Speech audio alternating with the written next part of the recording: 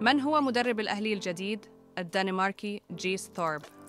ثورب ولد سنة 1970 وبدأ مسيرته لاعباً في الدنمارك قبل أن يتحول للتدريب ويحقق نجاحات كبيرة. قاد فريق إيسبيرج لتحقيق كأس الدنمارك وفاز بالدوري مع ميتيلاند وكوبنهاغن.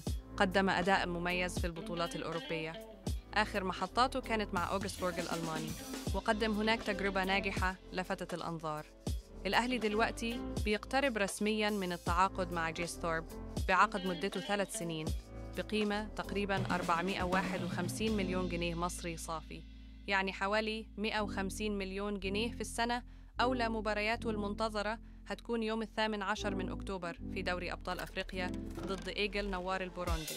جماهير الأهلي كلها حط عليه آمال كبيرة علشان يرجع هيبة الفريق والمنافسة على البطولات المحلية والقارية.